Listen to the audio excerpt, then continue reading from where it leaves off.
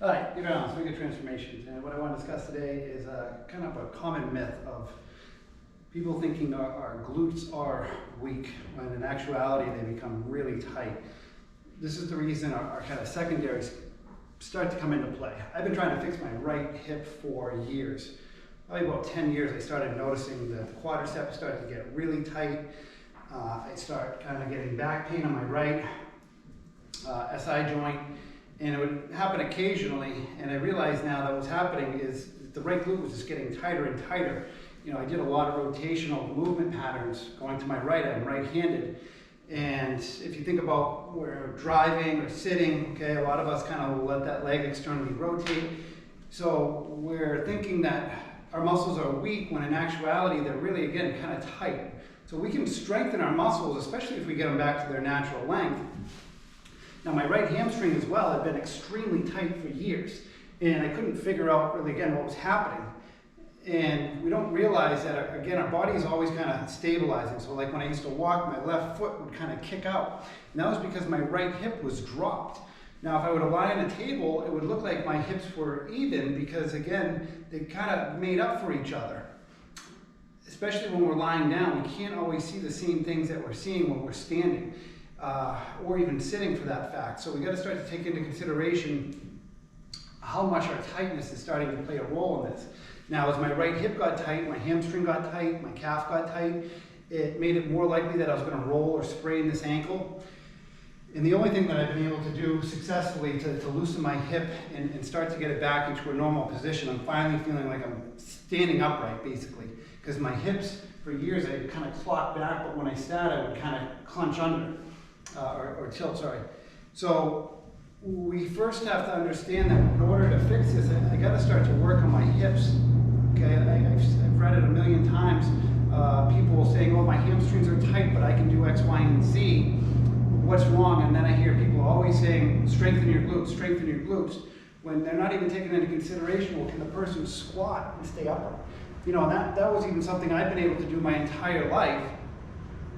So I never thought that my glutes were in fact basically too tight.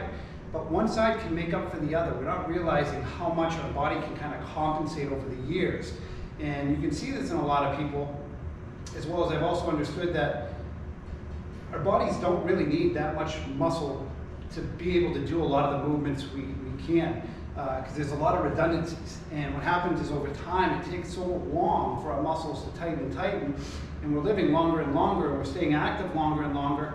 So we're not realizing, again, when we're exercising, we're a lot of times promoting the same movement patterns we are already good at in life, and not addressing the issues like kind of what we do. So I always would look to my left. So my left neck has gotten tighter and tighter over the years, and restricted my range of motion to my right. Now these, again, happen very slowly over time, so we're usually not aware of them.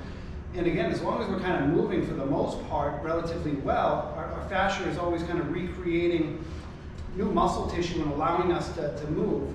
But all too often, sometimes, like I would kind of start getting too tight in my quad, might feel a pain in my knee. It would magically kind of go away, and we all think everything's fine, but we're not realizing, especially with our knees, our hamstrings literally bypass our whole femur. So they connect from my hip all the way down to the back of the knee. So in theory, they can literally shorten that and compress that area. Now combine that with quadriceps, you know, unless we're getting into these big stretches all the time, and if my hip is at the right position, we're not running it through a full range of motion. So, you know, especially if we're not squatting all the way down, my quadriceps are not getting into that kind of lengthened position. And I find that all too often a big thing that's happening is we're not running our quadriceps, again, through a full range of motion. So the only thing I've been able to do to successfully kind of start to lengthen my hamstring, which I've noticed is extremely tight, and I hear this all the time from other people, is we got to understand that our secondary muscles are coming in because our primaries are kind of, I hate to say, shutting down. Just not working properly. They're not hitting the same angles that we normally would. So when I would lunge, this hip would come up. So again, it's not that my glute is weak, and I tried to do lunges for years, single leg squats, and you name it. I strengthened this glute so much that basically it started cutting corners.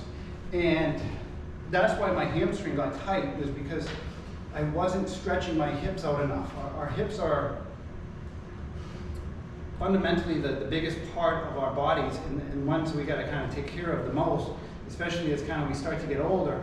And not everything can be achieved just through exercise alone. So, you know, through percussion therapy, I've been able to basically open up the fascia in the front of my hips, get my hamstrings and my glutes start firing better. I know I still got to lengthen this. So as you followed in some of the other videos, a lot of times I'm kind of stretching this glute or working it into these big kind of hip flex positions and stretching the glute as much as I can. You'd be amazed at how much scar tissue is basically in and around the body. Nobody seems to be taking that into consideration. I've known it for years that our muscles are getting tighter and tighter, and exercise isn't the only way to achieve things. Now, if we're in our 20s and we keep exercising throughout our entire life and we keep good form, then sure. But not everybody ends up that way. And you know, if you're like me, I ended up with injuries here and there throughout my life, and each injury offsets you a little bit more and a little bit more and a little bit more. And eventually it kind of starts to catch up with us when we're in our 40s or 50s or 60s. We start all of a sudden having issues and we don't really understand them and understand what's going on. But the more we can start to kind of fix our hips, okay, the better we're going to start to feel and be. And that is going to be with a combination of exercise and of releasing the fascia. Percussion therapy literally moves the fascia like nothing I've ever seen or done. And it stays, especially if you can promote other movement patterns that help that along. So when we're exercising, we got to think of the little things that we don't do and maybe a little bit hard for us and start doing them. So, you know, what I've started to kind of get back into is, you know, stretching my hamstrings, you know, working them in these positions, and also kind of start working on hamstring curls. I got to try and lengthen them. It's not always just about shortening and tightening and strengthening like a lot of people think. Everybody thinks strengthen, strengthen, strengthen. And we don't realize if our body is taking a bad angle, that's why we feel weak. So it's not that the muscle is, again, kind of weak in the sense that it can't perform the movement. It's weak in the sense that it's too tight and we're having to change our angles. This is why people's knees wobble, angles get shifted or changed, people are shoving their head forward. I mean, you kind of name it, you can see it in people doing it. We're mistaking tightness for weakness all the time. And once we start to kind of establish that, you know, we need to get more flexible through these bigger joints, our shoulders, okay, our hips, then we can start to address the muscles in terms of their weakness and stuff like that. And we can work on trying to lengthen the muscle tissue to get them back to their natural length so we no longer feel weak. And we can do that through, again, percussion therapy and a combination of exercise. So if you follow the videos in terms of kind of loosening the hips, this is how you're going to find, you know, I did a workout the other day, and by the end of it, my hamstring was so tight.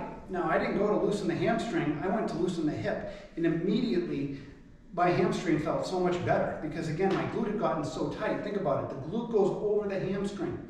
So if they get attached, okay, by the fascial lines, and that's what happens with our body, is these fascial lines, they don't care about each muscle. They zigzag in and around, and that's where our muscles are kind of ripping and tearing.